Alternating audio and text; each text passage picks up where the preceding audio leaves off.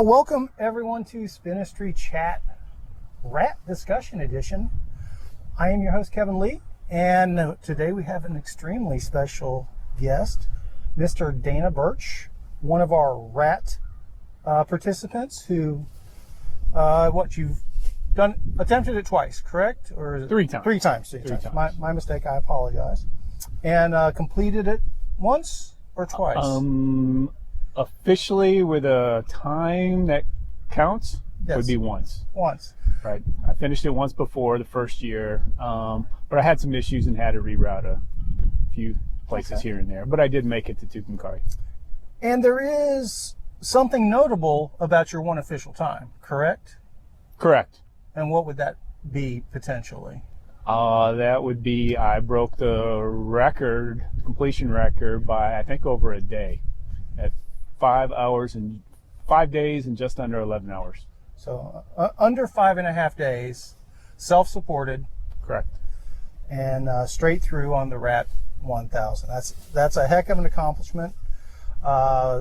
We've definitely had people that have come to us wanting us to talk to rat participants and get your point of view on things and your thoughts and your opinions and any tips and tricks that you may have along the way. I will be perfectly honest with you.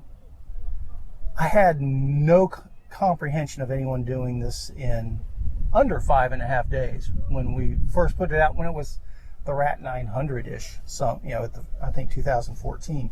And then it scaled up with some reroutes and we got it up to even over 1,000 miles. It's a little bit over 1,000 miles. So 5.5 days that's a heck of an accomplishment. Do you think that record will ever be broken? Yes. I mean, I'm not a tour divide guy. I don't spend all my time doing this. I have a full-time job. I'm over 50. So I think there are a lot of people capable and have backgrounds that could do this. I think there's a lot of professional riders that could do this. Whether you categorize them the same, I don't know, from that perspective. So it's definitely beatable. And one thing for certain, you never know what the West Texas weather is going to give you. Ding. And as the organizer of this monstrosity, I think you've got a pretty solid shot of holding on to that record for a really long time, just based on, if I remember correctly, you had a pretty good run of weather that week that you set your record. Is that correct? I think we had a little mud at the start on day one. We got through that. I think I had maybe one more instance of a little rain. What bit me was obviously the freezing temperatures, right? It did get below 35, probably 3 of my days, and when I'm not sleeping in hotels, that's not fun, and that impacted definitely my ride, my sleep. But overall, the road conditions were pretty primo for you, correct? Overall, they were, I couldn't complain based on my last attempts. And yeah, you've been out there before, and that's the nuts and the bolts of it, is to realistically get, what I've always categorized as a week of decent roads for the Rat is tough to pull off. Obviously, if you shorten it down to less than 6 days, less than 5.5 days, if the weather going in was advantageous, you increase the likelihood of staying in that good weather window. Yep. For somebody that's not familiar with the Rat 1000, doesn't know anything about it at all, how would you describe it or explain what it is? An unsupported gravel event from across Texas, from Texarkana to Tucumcari, across the worst gravel roads you can ever imagine. I mean, unsupported, fully unsupported. So that's how I describe it to most people. Okay. And unsupported, what does that mean in your point of view? From my point of view, to count towards a record, unsupported, it means I carry everything myself, everything I'm going to sleep with, everything I'm going to eat. I can stop at gas stations, I can stop in any place to get help, but I can't bring help. I can't have someone follow me. I have zero support from that perspective. So So I'm on my own the whole way, right? I can call people and talk to them, but that's just entertainment. Entertainment, is that important? Well, when you look at all the things that can take a rider out of this event, going stir crazy is definitely one of them. And I wouldn't. There are many people that have probably failed the rat just to the mind, just because of the mind taking over. My experience has been, yes, it's a physical challenge. There's no doubt about that. You have to be physically capable to pull it off. Ultimately, there's a lot of people that I think that are physically capable that run into the mind stumbling blocks that make it hard to complete. But that's just me kind of looking at it from the outside in as somebody that's watching riders on a day-by-day basis. Is that line up with your thoughts on how it gets in your head? There's so many things to think about, right? And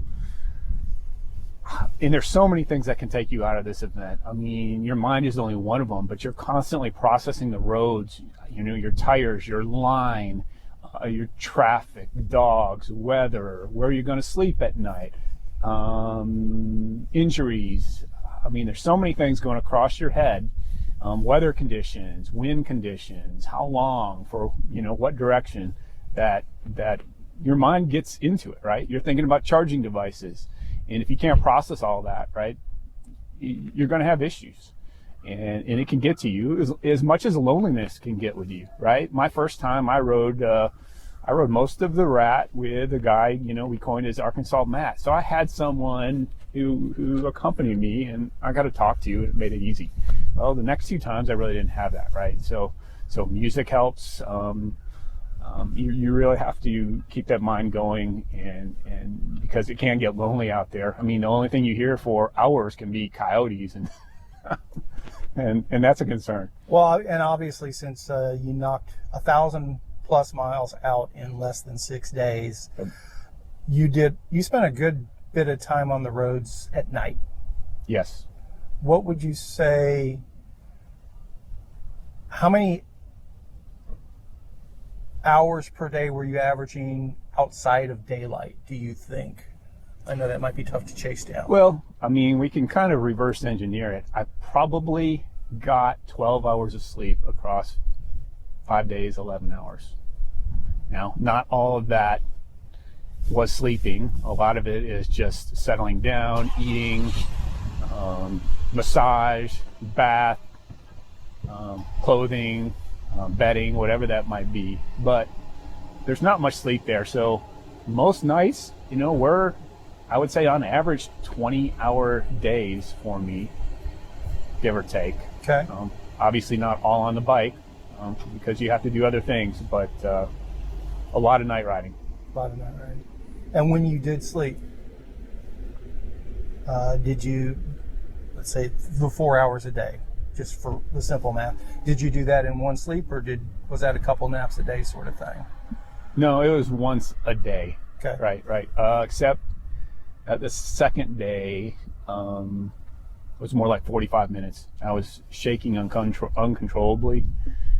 It was below 35. I was outside, couldn't get a good spot to sleep, and I thought it was better for me to ride than sleep. So obviously, your third attempt, you knew what it entailed from previous experience. Now, you said you rode with Matt, Arkansas Matt, that first time. Was that his first time riding it as well? I think that was his second time. I may be wrong. Okay. I was just curious if maybe he was imparting some wisdom along the way to kind of help you that first time out, or if both of y'all were kind of cold going into it. Honestly, it may be his first time too. I remember he must have had a 70-pound bike. He brought the kitchen sink. Okay. I remember that now. So yes, that was his first time when he was super loaded, and we'll touch more on that in a bit. So the first time you rode it, how did that line up with your expectations of what that journey was going to be like, what that attempt was going to be like? Yeah, that was, I want to say, way harder than the last two. from that perspective, because this was the longest thing I've ever done, right? I had nothing to learn from. Anyone can go up there as fit as they can be, but until you've done it and you've learned and experienced the things you run into and the challenges you run into, you don't know what to do to overcome them. So it was a big learning experience, my first one, right? I thought I was going to be out due to Achilles issues. I thought I was going to be out due to saddle sores. There's a lot of things that could have taken me down, that I had to deal with on the fly, but it also impacted my speed, my time. And I wasn't out there to kill it. I was doing my ride. It just happened to be that I found Matt and we were at about the same level, and it worked out great. So I had a great time doing it. Going into it, you had to have had some perception of what you were getting into. Did it kind of meet that perception with all those unknowns? You realized that was going to be the case, or was it something that was totally different from what you were expecting going into it? Definitely different than I expected, right? I had never ridden the red roads, and they were totally different. That stretch, I think partially because that first attempt, we had, just in this Dallas area, it was 100 degrees. We had a heat wave that came through that none of us expected, and it challenged us because all of our clothing thoughts and what we were going to bring changed completely over the last 2 days planning. So we always say weather is always a factor. Here's a question from somebody that follows Spinistry. Joe asked, how, and you've touched on a lot of the things here that really lead to this, I think. How do you get your body ready to ride each day when you're in the middle of it? Sore legs, back, saddle discomfort. You talked about saddle sores, and just general body aches, pain, soreness, Achilles, whatever. How do you prepare yourself to get up and do it that next day, or that day when you wake up? What's that look like? It's a good question. My recovery and my diet was different than most, and I think that helped me. I'm sure we'll get to that discussion. On top of that, I had a list. I know I had it the year before of things I needed to do on the bike, right? And stretching and massaging while I was riding, while I was stopped, were part of that plan. So I had to do things while I was riding, and I had to remember that. And you touched on the diet, and I do want to talk about that a little more in depth, but just surface level. What? And you mentioned diet and recovery. Yep. That kind of sparks a question for me, right? Yep. What does that look like, 30,000 foot view? Diet and recovery that helps you get through to the next day. Yep. So I was operating on the keto diet at the time. Okay. So I was leveraging fat for fuels. Okay. So at a high level, your body has maybe 2,000 calories of carbohydrates, and when you burn those, you bonk, correct? From a fat perspective, you have 100,000 plus calories of fat to burn. So I was always... Even if you're skinny. Yeah, I wasn't that skinny, but even if you're skinny, your body still has a ton of fat, right? Even at 10%, 8% body fat, that's a lot of fat. That's a lot of energy my body was using to recover as I rode. Right? Okay, I see what you mean now. On a multi-day ride like this, event like this, at what point does, how many miles, how many days, how many hours into it, is it something where this is something different for your body to deal with, as opposed to just going out a couple days at a time and doing long days in the saddle for 2 or 3 days or whatever? Where is that line, do you think? I'm trying to figure out how to answer that. For my rides, I know at the beginning I'm fresh and I have sort of that plan for that first few days, but then I don't know what's going to happen, right? Then I'm kind of, what's going to happen to my body? Where can I make it? I'm constantly thinking about, I have to know, do I need a hotel? Do I know if the towns I'm coming to, how many miles away are they? Do they have a hotel? How long do I think it'll take to get there? And that's partially experience in doing it before. Fair enough. So I leverage those to figure out, kind of what I can do. But I'm thinking about other things. I'm thinking about the wind direction, the temperatures, and I'm going, can I take advantage of a wind? If I have a tailwind, I'm not going to sleep, right? Doesn't make sense to. If I have a headwind, maybe it does. Maybe I'll look at the forecast and see how it might evolve. And the same thing for temperatures. If it's super hot, do I want to sleep in the day, right? Does it make sense for me to leverage more nighttime riding? So I'm processing all that input to determine really how far I can make it. And you threw out there the question about getting a hotel or not. When you didn't hotel, yep, what'd you do? The first day I hit a post office. That was in Oklahoma. It was next to a police station, so I had to be careful. I saw the post office. I knew most of the small towns had one. I figured I don't know where I was going to sleep that first day. It was whether I'd find, behind a building, a church, or somewhere to sleep, a park. But I saw the post office, and I just, and it was nighttime. I have to watch out. I know that post office works well from, say, maybe midnight to 5 a.m. I knew at the same time I could charge devices at it. It was warm and available. I just was stealth about it. Sure. And is that just roll out the sleeping pad and sleep on it, or just sleep on the floor, or bundle up in a sleeping bag, or how does that look? I didn't bring a sleeping bag. I didn't bring a tent. I think I had maybe a sleeping liner and a pad, and I used that. And I also had a sole bivvy that I did not use in the post office, but I used that when I was outside. When you're outdoors. Okay. From your point of view, to attempt the rat, what's the right tire size and tread pattern? Wow, I don't think there's any one answer. Whatever works for you. My bike at the time, I think the biggest tires I could get was 38. So that's what I went with. You did it on 38s? I did it on 38s. I think my first year I did it, they really didn't make 38s. Gravel was a new thing. You were just starting up. Most people who did gravel rode mountain bikes. And we had cross bikes, that people adopted for gravel. So they just weren't building. And disc brakes were just sort of coming out for these types of bikes. So they just weren't built for wide tires at the time on my first attempt. So I think I may have had 32s back then. Your record attempt, what bike were you on for that one? It was a custom titanium bike. Okay. Gravel bike? Gravel. It was, I built it for dual purpose, road and gravel. Okay. So drop bar? So yes. Okay. Yep. And I just had wheels that I swapped out for gravel or road. And when I built it when the brakes just came out for road bike. Di2 with hydraulic brakes just came out from SRAM and Shimano.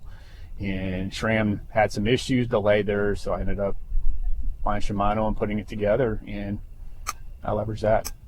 What sort of gearing were you running up front? I don't know. 1x, 2x? It was 2x. 2x. His next part of the question was flat bar versus drop bar. You're a drop bar guy, I guess is a fair statement.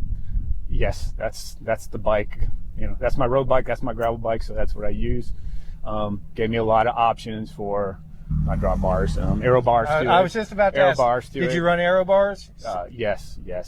Okay. Definitely ran aero bars every time. So, regular position or risers for what I call comfort bars? I would say they were more regular, but looking back, if I do another attempt, it'll probably be a lot higher because of some issues I had on my last attempt. And we'll get to that as well. What would you consider a piece of gear or equipment that you couldn't have finished the event without? What's something that was just integral to making it work?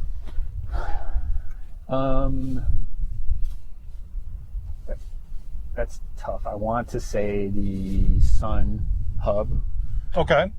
That's what with all that night riding, that makes a lot of sense. That's what gave me lights at night. That's what kept my Garmin charged. That's what kept my taillight charged. That's what kept my phone charged. So my helmet.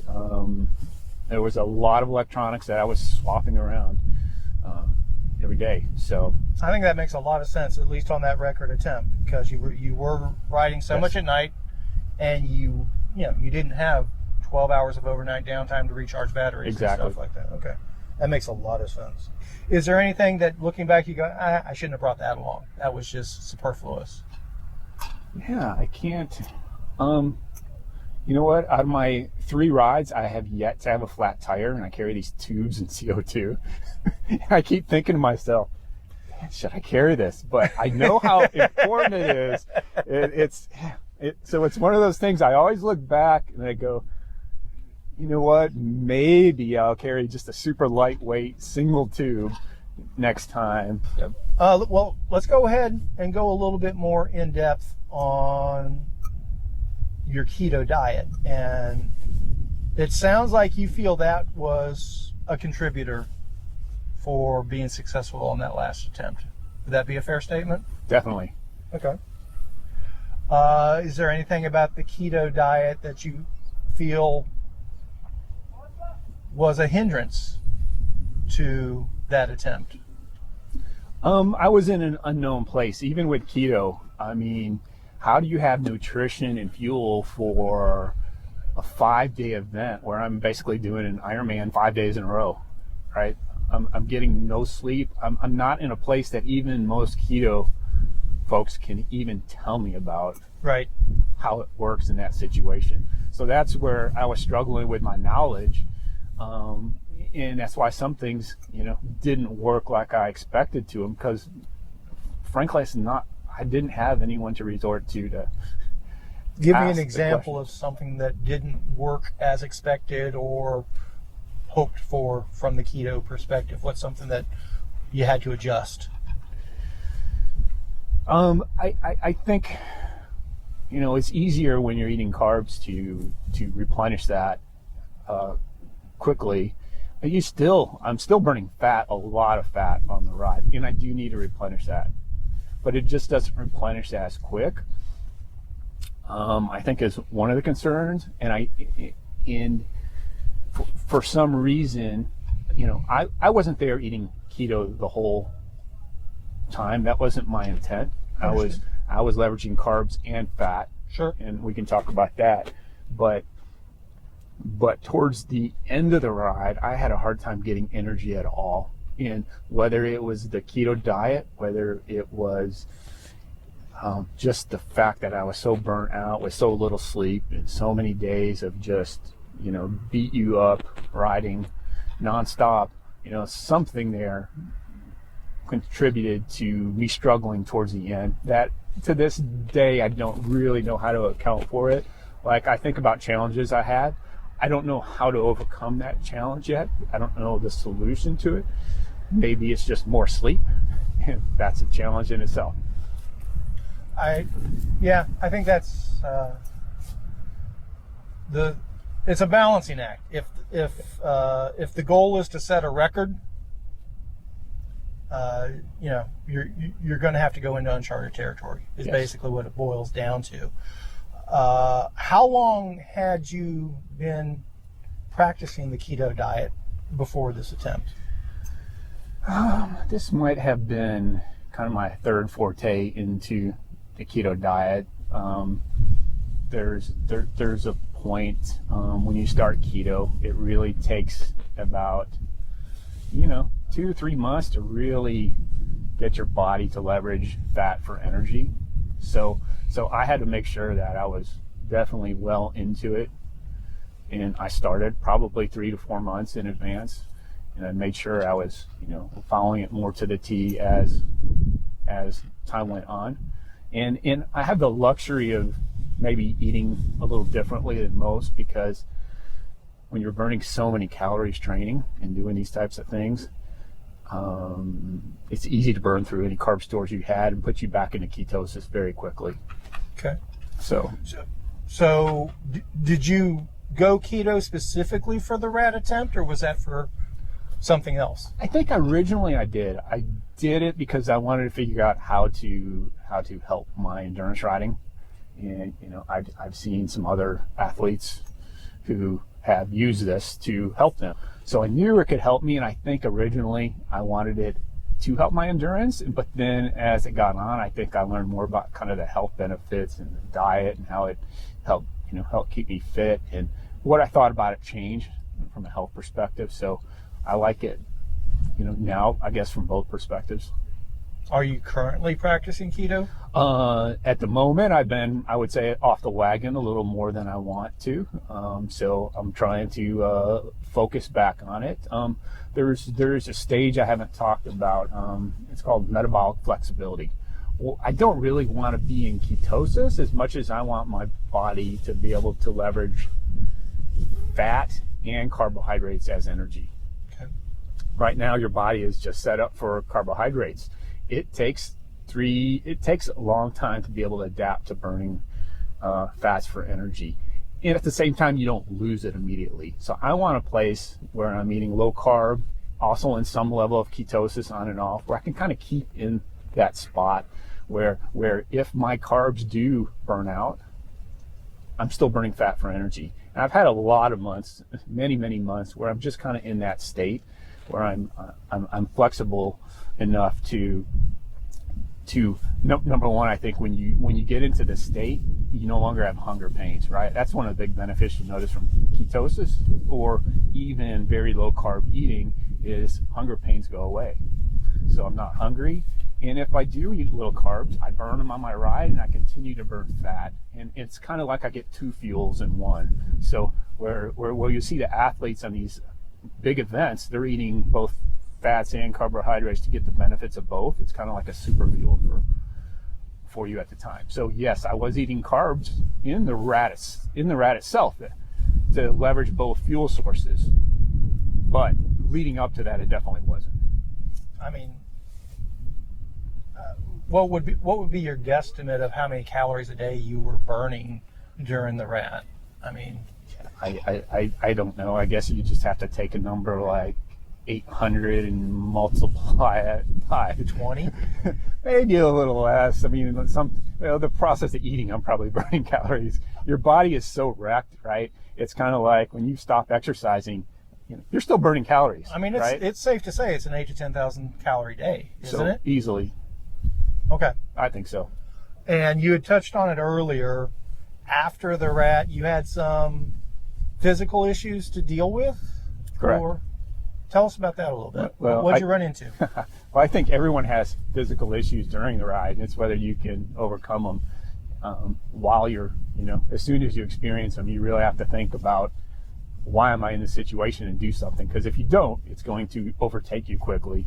I finished the ride, and not necessarily with issues that I had during the ride, but I noticed afterwards that I had a numbness on my right big toe that really took about 9 months to go away. So I had this numbness in the toe, and then I also lost all dexterity in my hand, and I don't know why. Was it keto related? Was it not? But it was to the point I couldn't open anything, I couldn't twist anything, and that lasted, I want to say, 3 months before I really felt back to normal in my hand. So those were the two issues I had that were lingering. Non-lingering issues were more towards the end. I couldn't hold my head up, and that was really tough. And that may have been part my position on the aero bars, part a wreck. That's how you had a crash. I had a crash early, right? To day 3. I want to say that was day 3. That caused me to waste a lot of time where I could have been sleeping, trying to modify and put my aero bar somewhere else. I had what's called the Fred bar, if those who have heard of it, and that broke on me, and I ended up having to modify how my drop bars fit. That put me in an odd position. Number one, I had to ride a lot that day without the use of them, and then they were just lower than they should have been for the rest of the ride in the wrong position. And I think part of that caused my head to be lower, more weight on my neck. More weight forward on the neck. But I think it was also a contribution of the lack of sleep, the weight of the helmet. So I think there are a lot of things I've got to look at, right, how I want to change in the future. But that was my probably, third issue there. Is there anything after those 3 attempts and that record attempt, is there anything, if you did it again, that you would do differently the next time? Let's see. Definitely, I do have a new bike. I have a Salsa Warbird that allows me to get some bigger tires. So I'm looking forward to having a little more meat on the tire. You know, I'm over 50 now, so I'll take any comfort I can get. It's a long ride. And it also helps a little over the sand and those types of terrain. I have Di2 setup, which is interesting, right? So I almost have to put a fresh battery on. I never carried a charger. I didn't need it, so I got to be careful there. What else? I want to have a different aero bar setup. I haven't bought it for my Warbird yet, but I do want it where it's raised up, maybe a couple more inches than I have, to put me at a higher spot. So I'm looking forward to getting those and trying those out on some of your Spinistry events. If someone were to come to you and say, hey, Dana, I'm really looking at doing the 2022 Rat 1000, Yep. but they've never done anything like that previously. Crazy wind. But they've never done anything like that previously. Yes. What's the one piece of advice you would give them? It's a learning event. Don't go out there with, you know, these grand goals. Even the fittest people get thrown off just because there are so many things they have to consider that they haven't thought about, right? You have to be worried about the sun, the cold, mechanical issues, tire issues, saddle sores, knee issues, Achilles issues. I know I'm probably missing dog chases, electronics dying, where are you going to sleep? I mean, the list of issues goes on and on. Garmin, right? Is it routing you correctly? The things you got to think about and learn from, right, are never ending. And you learn from it, right? That first attempt is to learn. And I think you have to take that with a grain of salt. Do what you can, but learn. Ask for help when you need help, and do it early on. Use the forum, use Facebook group to talk with people when you do need help, and get some advice, because unless you've done it, you're going to have issues. You just really don't know what you don't know. You don't yet. know. Exactly. Yeah, I agree. And you can ride all day 100-mile rides, a 200-mile ride here and there, but you come out on this and you have to do it multiple days. A lot of things are going to happen that you had no expectation. And then final question, do you plan to ever attempt the Rat again? You know, will it be beat? Will I do it again? You know, I want to do it again. I do want to be in the condition. I'd love to kind of get, you know, near the same time I did before. But some part of me just wants to do it for fun and maybe just ride with your guys and hang out with them and just do one enjoyable Rat first, right? Where I get to sit and smell the coffee and enjoy the scenery. So I've been thinking about doing that, right? Where I can just, you know, maybe be a guide for the other folks that are out there. So that's interested me. And then I do hope to get back in shape sometime where I can, you know, make another attempt. As the builder of the route, I would personally love for you to take that smell the coffee, smell the roses approach to it, and ride the whole thing in the daylight and see some of the stuff we put out there. I mean, I get it. That was a hell of an effort. Kudos to you. It's, you know, I never had that in mind when I first laid it out there. That's a hell of an accomplishment. But in turn, I think there's some really cool stuff that you just didn't get to see at night that I think you'd really have a good time with. Fully agree. All right. Well, Dana, thank you very much for your time and your feedback. And I guess it's safe to assume that anybody that wants some knowledge can reach out to you on Facebook and the forums and everything like that, right? You bet. Thank you, sir. Thanks, Kevin. All right. Good job, sir.